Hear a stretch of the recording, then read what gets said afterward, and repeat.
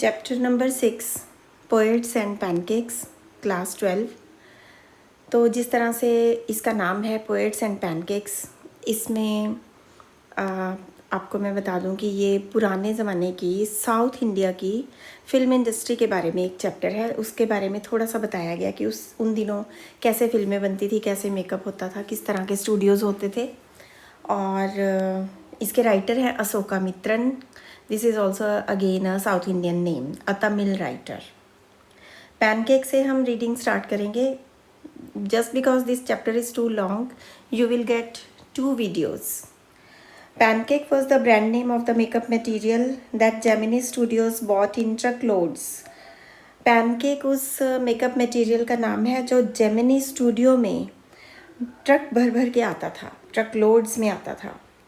Greta Garbo must have used it, Miss Gauhar must have used it, Vijayantimala must have used it, but Rati Agnihotri may not have even heard of it. पुरानी heroines के नाम हैं Greta Garbo, miss Gauhar, Vijayantimala. इन्होंने इसको use किया होगा pancake को, लेकिन रति अग्निहोत्री ने कभी इसके बारे में सुना भी नहीं होगा, क्योंकि with time makeup material change हो गया। The makeup department of the Gemini Studios was in the upstairs of a building that was believed to have been Robert Clive's stables. तो जब रॉबर्ट क्लाइव था इंडिया में, तो उस समय Robert Clive जिस बिल्डिंग में अपने घोड़े बांधता था, स्टेबल था उसका, उसी बिल्डिंग में आज ये मेकअप डिपार्टमेंट था जेमिनी स्टूडियो का। A dozen other buildings in the city are said to have been his residence. दूसरी कुछ और बिल्डिंग्स भी उसका रेजिडेंस हुआ करती थी। For his brief life, brief का मीनिंग होता है very short, and even ब्रीफर stay in Madras, Robert Clive seems to have done a lot of moving, beside fighting some impossible battles in remote corners of India and marrying a maiden in St. Mary Church in Fort St. George in Madras. तो जो Robert Clive था उसने अगर short में उसकी life के बारे में हम 2 लाइनों में फिनिश करें तो हम ये कह सकते हैं कि एक तो he had done a lot of moving, वो उन्होंने अपना घर बहुत बदला। बिसाइड्स फाइटिंग सम इम्पॉसिबल बैटल्स, और कुछ बहुत मुश्किल लड़ाइयाँ लड़ी remote corners of India, India के अंदरूनी हिस्से में। एंड मैरिंग, एक और इंटरेस्टिंग बात इन हिज लाइफ थी कि मेडन के साथ उन्होंने एक शादी की थी, हेल्पर थी जो घर में, सेंट मेरी चर्च में, जो कि फोर्ट एक किले में है जो कि सेंट जॉर्ज के नाम से है, और वो किला मद्रास या चेन्नई में लोकेटेड है। तो इतना ब्रीफ में बस रॉबर्ट क्लाइव के बारे में बताया है। अब चलते हैं हम मेकअप स्टूडियो की तरफ। The makeup room had look of a hair cutting salon. तो मेकअप स्टूडियो में जो मेकअप रूम होता है वो हेयर कटिंग सैलून की तरह का होता है, with lights at all angles, about half a dozen large mirrors. तो वहाँ पर हाफ अ डजन 6 बड़े बड़े मिरर्स थे जिनमें लाइट्स थी, सारे एंगल्स से लाइट पड़ रही थी। दे वर ऑल इनकैंडेसेंट लाइट्स, और वो डिफरेंट लाइट्स होती हैं जो मेकअप मिरर के चारों तरफ लगाई जाती हैं। So you can imagine the fiery misery of those subjected to makeup. और आप इमेजिन कर सकते हैं, आप कल्पना कर सकते हैं कि जो मेकअप करते थे या मेकअप का विषय होते थे उनकी कितनी दयनीय हालत कर देते थे। The makeup department was first headed by a Bengali. अब ये बात ध्यान रख देने लायक है, इसमें ये पूछा जाएगा कि मेकअप डिपार्टमेंट में नेशनल इंटीग्रेशन का प्रूफ बताओ। ये बताओ कि किस तरह से वहाँ नेशनल इंटीग्रेशन थी, यानी देश का हर बंदा एकता के साथ वहाँ काम करता था। The makeup department was first headed by a Bengali. सबसे पहले वहाँ एक बंगाली हेड करता था मेकअप डिपार्टमेंट को, who became too big for a studio and left, जो कि अब बहुत बड़ा बन गया था और वो स्टूडियो छोड़ के चला गया। ही वॉज सक्सीडेड बाय अ महाराष्ट्रियन। उसके बाद आना, इसको हम इंग्लिश में बोलते हैं ही वॉज सक्सीडेड बाय, यानी वो चला गया और बाद में जो उसका वारिस आया वो था Maharashtrian, who was assisted by a Dharwad Kannadiga. ठीक है, वो एक कन्नड़ था। फिर एक आंध्रा आया, a Madras Indian Christian, Anglo Burmese and the usual local Tamils. तो इतनी तरह के लोग वहाँ आए, आंध्रा भी से भी आए, मद्रास से भी जो क्रिश्चियन था, एंग्लो बर्मीज़ लोग भी आए, लोकल तमिल्स भी आए वहाँ पे उसको मेकअप स्टूडियो को हेड करने के लिए। All this shows that there was a great deal of national integration long before AIR. AIR. What is AIR? All India Radio. तो ऑल इंडिया रेडियो से पहले ही वहाँ पर राष्ट्रीय एकता थी। नेशनल इंटीग्रेशन मीन्स राष्ट्रीय एकता थी, and integration is a kind of unity. And Doordarshan began broadcasting programs on national integration.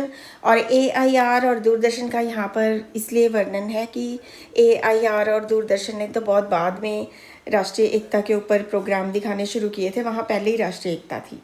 This gang of nationally integrated makeup men could turn any decent looking person into a hideous crimson hued monster. तो ये जो makeup main थे जो कि national integration में काम करते थे, ये किसी भी गुड लुकिंग पर्सन को, डिसेंट लुकिंग पर्सन मीन्स किसी भी गुड लुकिंग सुंदर पर्सन को बहुत ही भयानक मॉन्स्टर बना सकते थे after makeup with the help of truck loads of pancake, क्योंकि उनके ऊपर बहुत पैनकेक यूज़ किया जाता था, and a number of other locally made potions and lotions, और कुछ और भी लोकल बनाए जाने वाले लोशंस वगैरह को यूज़ करके। Those were the days of mainly indoor shooting. वो इंडोर शूटिंग के दिन हुआ करते थे, यानी आउटडोर शूटिंग ज़्यादा नहीं होती थी। And only 5% of the film was shot outdoors. बाहर कितनी शूटिंग होती थी? पूरी फिल्म में सिर्फ 5%, क्योंकि उस समय इक्विपमेंट्स नहीं होते थे आउटडोर शूटिंग के। I suppose the sets and studio lights needed the girls and boys to be made to look ugly. मुझे ऐसे लगता था कि स्टूडियो में मेकअप के बाद ऐसे उनको ज़रूरत होती है कि लड़के लड़कियों को अगली बना दो। What is ugly? ब्यूटीफुल का ओपोजिट, कि उनको बदसूरत बना दो in order to look presentable in the movie, तभी वो मूवी में प्रेजेंटेबल बनेंगे। A strict hierarchy was maintained in the makeup department. Makeup department के अंदर भी हायरार्की थी, यानी बड़ा छोटा ऐसे एम्प्लॉयज़ थे। The chief makeup man was the chief actor and actress is अगली। जो चीफ मेकअप मैन हुआ करता था वो मेन एक्टर्स को, एक्ट्रेसेस को बदसूरत बनाता था, अगली बनाता था। His senior assistant the second hero and heroine. अब जो उसका असिस्टेंट हुआ करता था वो सेकेंड हीरो और हीरोइन को, जूनियर असिस्टेंट कॉमेडियन को, एंड सो फोर्थ, और इसी तरह आगे चलता था। The players who played the crowd were the responsibility of the office boys. और जो लोग क्राउड का मेकअप करते थे वो रिस्पॉन्सिबिलिटी थे ऑफिस बॉय की। On the days when there was a crowd shooting, जब क्राउड शूटिंग का दिन हुआ करता था, you could see him mixing his paint in a giant vessel. तो आप देख सकते हो कि वो बहुत बड़े वेसल में, वेसल मीन्स बोल में, अपना एक पैनकेक मिक्स करता था and slapping it on the crowd players. और उसका मेकअप करने का तरीका ये था, जस्ट बिकॉज कि उसको क्राउड का मेकअप करना होता था, तो वो बस एक ब्रश लेता था, पैनकेक में डुबोया और लोगों के चेहरों पे स्लैप किया, उससे थप्पड़ मारे। The idea was to close every pore on the surface of the face in process of applying makeup. उसका आइडिया ये हुआ करता था कि उसको प्रॉपरली मेकअप नहीं करना, बस सारे चेहरे के ऊपर पैनकेक लगा देना है ताकि चेहरे के सारे पोर्स बंद हो जाएं। He wasn't exactly a boy, और उसको ऑफिस बॉय का नाम दिया गया था, लेकिन वो बॉय नहीं था। He was in his early 40s, वो 40 से भी ऊपर का था। Having entered the studio years ago, उसने सालों पहले स्टूडियो ज्वाइन किया था in the hope of becoming a star actor और टॉप स्क्रीन राइटर। क्यों ज्वाइन किया था? वो यहाँ मेकअप मैन बनने नहीं आया था, एक्टर या राइटर बनने आया था, या डायरेक्टर बनने आया था, या एटलीस्ट और कुछ नहीं बन सका तो लिरिक्स राइटर बन जाएगा। He was a bit of A poet, क्योंकि वो थोड़ा कवि भी था। In those days, I worked in a cubicle. Cubicle is a small cabin to work. उन दिनों में राइटर कहता है कि मैं उस छोटे से कैबिन में काम किया करता था। 2 whole sides of which were French windows. उसके दोनों साइड पे फ्रेंच विंडोज़ हुआ करती थी। अब वो राइटर कहता है कि मुझे नहीं पता उसको फ्रेंच विंडो क्यों कहते थे, but there were French windows. I didn't know at that time they were called French windows. Seeing me sitting at my desk tearing up newspapers day in and day out. Most people thought I was doing next to nothing. तो writer का क्या काम करता था? Newspapers को tier करता था, फाड़ फाड़ के छोटे टुकड़ों में बांटता था, और सारा दिन भी वही काम करता था, और लोग सोचते थे कि मैं कुछ भी नहीं करता. I was doing next to nothing. It is likely that the boss thought likewise too. Boss भी ऐसा ही सोचता था. इसकी पूरी पॉसिबिलिटी है. पॉसिबिलिटी किस वर्ड का मीनिंग है? Likely. It is likely, it is possible. So anyone who felt I should be given some occupation would barge into my cubicle and deliver an extended lecture. अगर किसी को लगता कि मुझे थोड़ा काम दिया जाना चाहिए, मुझे थोड़ा बिजी रखा जाना चाहिए, ये किस वर्ड का मीनिंग है? ऑक्यूपेशन. कि मुझे कुछ ऑक्यूपेशन दिया जाए, वो ज़बरदस्ती धमक जाता मेरे क्यूबिकल के अंदर, बार्ज इनटू. ओके, तो वो एक एक्सटेंडेड लेक्चर देता मुझे, बहुत बड़ा लेक्चर देता. The boy in the makeup department had decided I should be enlightened on how great literary talent was being allowed to go waste in a department fit only for barbers and perverts. तो जो office boy था उसको लगता, जिस दिन crowd का makeup नहीं करना होता था उस दिन वो फ्री होता था, तो उसको लगता कि मुझे ज्ञान बांटा जाए. I should be enlightened. मुझे ज्ञान बांटा जाए कि कितने बड़े महान कलाकार को वहाँ वेस्ट किया जा रहा है, जो उस जगह पे वेस्ट कर रहे हैं जहाँ पर बार्बर्स एंड परवर्ट्स यानी नाई वगैरह काम करते हैं. Soon I was praying for crowd shooting all the time. और मैं प्रे करता कि भगवान करे सारा टाइम क्राउड शूटिंग हो और वो मेकअप बॉय, ऑफिस बॉय उसमें बिजी रहे. Nothing short of it could save me from his epics. Epics होती हैं long stories, never ending stories. तो उसकी लॉन्ग स्टोरीज से मुझे कोई भी चीज़ बचा नहीं सकती थी. In all instances of frustration you will always find the anger directed toward a single person openly or covertly, and this man of the makeup department was convinced that all his woes, ignominy and neglect were due to Kotmangalam Subbu. ये line बहुत ध्यान से पढ़ने वाली है कि वो frustrated था office boy. In all instances of frustration. Instances means examples. Frustration means anger. You will always find the anger directed towards a single person. और एक ही आदमी के ऊपर उसका एंगर था. चाहे आप ओपनली देख लो, चाहे आप कवर्टली देख लो, कवर करके देख लो, इनडायरेक्ट वे में बातें कही हुई देख लो. This man of the makeup department was convinced. इस मेकअप डिपार्टमेंट के ऑफिस बॉय को पक्का भरोसा था, कन्विंस्ड था वो, कि all his woes ignominy and neglect, कि जो उसके टैलेंट को यहाँ इग्नोर किया जा रहा है वो ड्यू टू कोतमंगलम सुबू है. Subbu was number 2 at the Gemini Studios. Who was Subbu? Subbu was number 2 at the Gemini Studio. यानी वो बॉस के बाद नेक्स्ट सुबू था, Kothamangalam Subbu. He couldn't have had a more encouraging opening in films. उसकी फिल्मों में ज़्यादा एनकरेजिंग ओपनिंग, इससे ज़्यादा ओपनिंग नहीं हो सकती थी encouraging than our grown up makeup boy had, जितनी कि इस हमारे बहुत बड़े मेकअप बॉय के पास थी. ऑन द कॉन्ट्रेरी, इसके विपरीत, he must have had to face more uncertain and difficult times. उसका मुश्किल टाइम भी था, अनसर्टन टाइम भी था, और for which when he began his career there were no firmly established film producing companies or studios. कि अब वो बड़ा हो चुका था, जब उसने अपने करियर की शुरुआत करनी चाहिए तो ज़्यादा फिल्म बनाने वाली कंपनीज नहीं थी, स्टूडियोज़ नहीं थे. Even in the matter of education, specially formal education, Subbu couldn't have had an appreciable lead over our boy. तो अगर हम एजुकेशन की बात भी कर लें तो सुबू हमारे ऑफिस बॉय से ज़्यादा पढ़ा लिखा नहीं था. But by virtue of being born a Brahman, but just because Subbu was a Brahman, a virtue indeed, उन दिनों ये बात बहुत वर्चू यानी एक गुण मानी जाती थी. He must have had exposure to more affluent situations and people. Affluent means very effective. तो वो बहुत ही प्रभावशाली सिचुएशंस में से निकला था, लोगों में से निकला था, उसका प्रभाव था. He had the ability to look cheerful at all times. सुबह हमेशा खुश दिखता था, ये उसमें एबिलिटी थी, खास बात थी. Even after having a hand in a flop hand, यहाँ तक कि फ्लॉप पिक्चर के बाद भी वो खुश दिखता था, चेयरफुल दिखता था ऑल टाइम्स.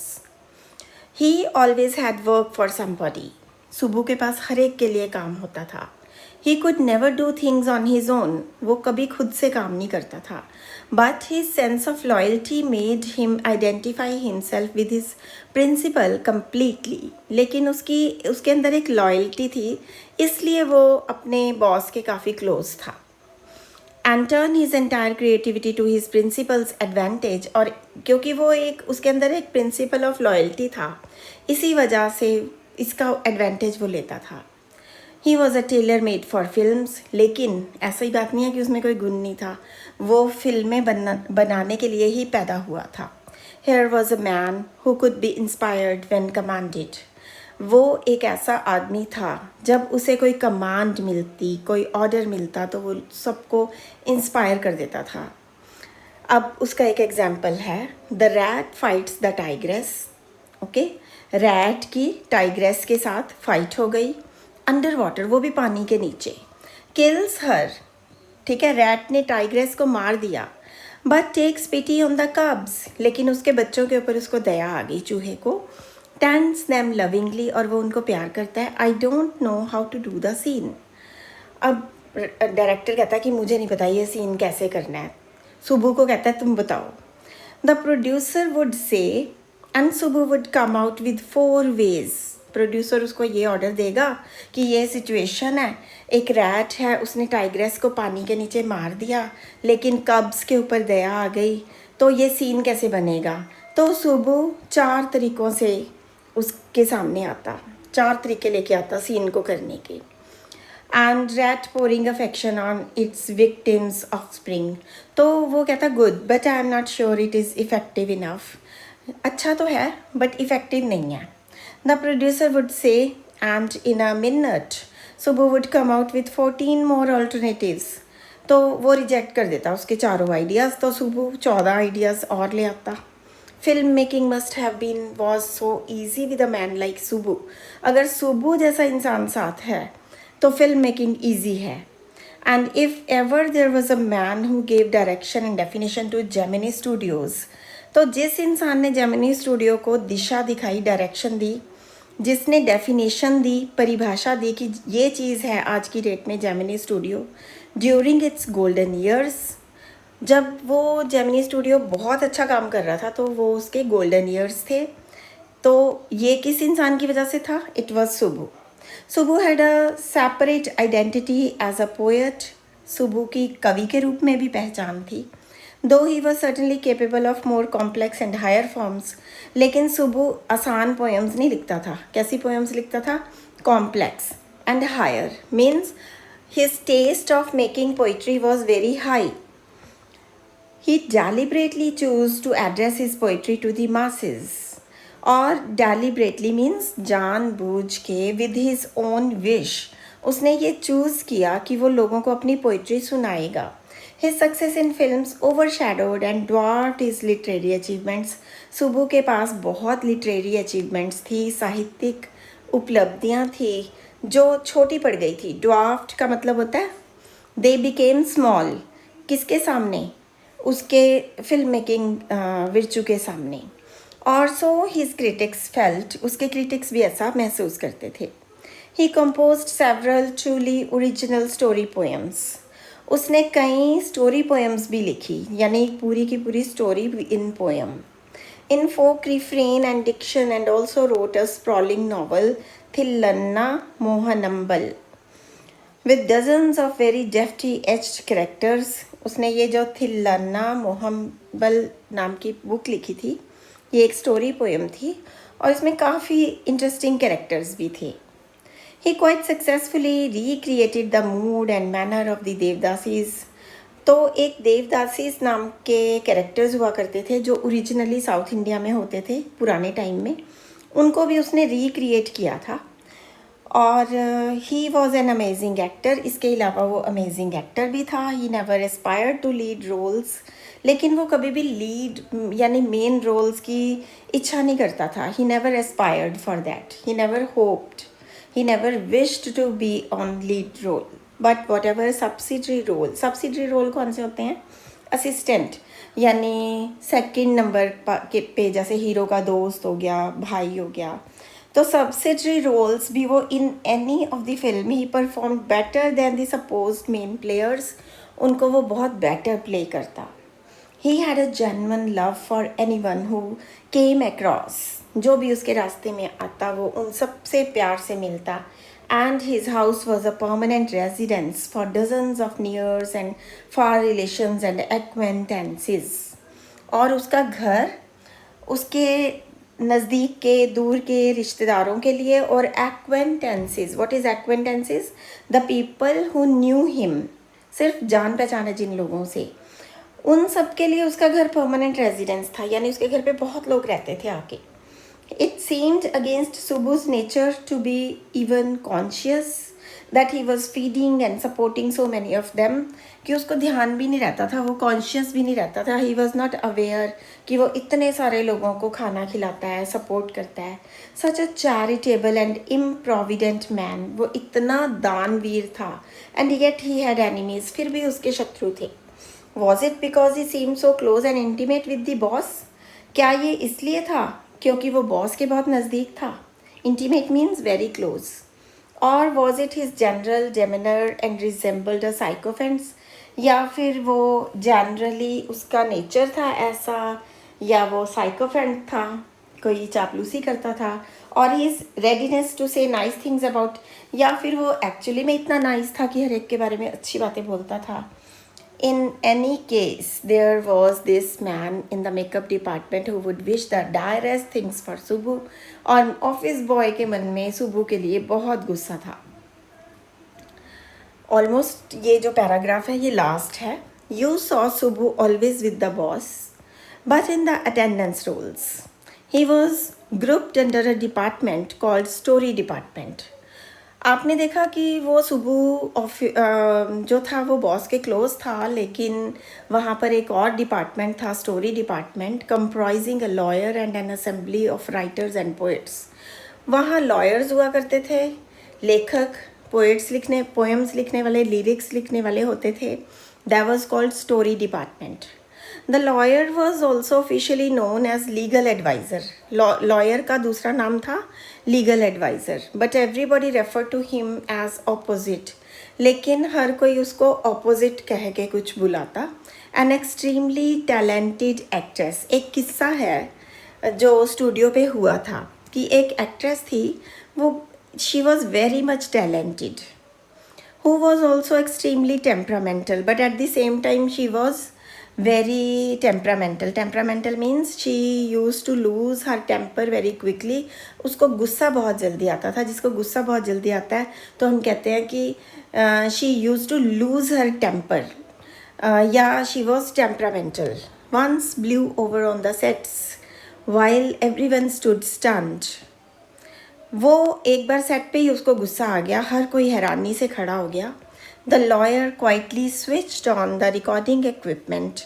और लीगल एडवाइज़र ने क्या किया, जब वो गुस्सा कर रही थी तो उसने रिकॉर्डिंग शुरू कर ली। When the actress paused for breath the lawyer said to her 1 minute please and played back the recording. Lawyer ने क्या किया, सारा रिकॉर्ड कर लिया। जब उसने बोलना बीच में बंद किया तो उसने उसको 1 minute प्लीज़ कह के उसी की रिकॉर्डिंग सुनानी शुरू कर दी। There was nothing incriminating or unmentionably foul about the actress tirade against the producer. ऐसा भी कुछ उसने नहीं बोला था कि प्रोड्यूसर के अगेंस्ट हो। But when she heard her voice again through the sound equipment, जब उसने अपनी ही आवाज़ वापस सुनी, शी वॉज स्टक डम, तो उसको काफ़ी डर लगा और वो डम्प हो गई। She did not speak a word. ठीक है। A girl from the country side, क्योंकि वो एक गांव की लड़की थी. She hadn't gone through all the stages of worldly experience. उसने दुनिया नहीं देखी थी, वर्ड एक्सपीरियंस नहीं किया था वर्ड का. That generally precede a position of importance and sophistication. क्योंकि वो एक बहुत ही इंपॉर्टेंट पोजीशन पे थी. तो ये ट्रूथ होता है कि जब आप एक इम्पॉर्टेंट पोजीशन पे होते हो तो आपके शत्रु भी बहुत होते हैं.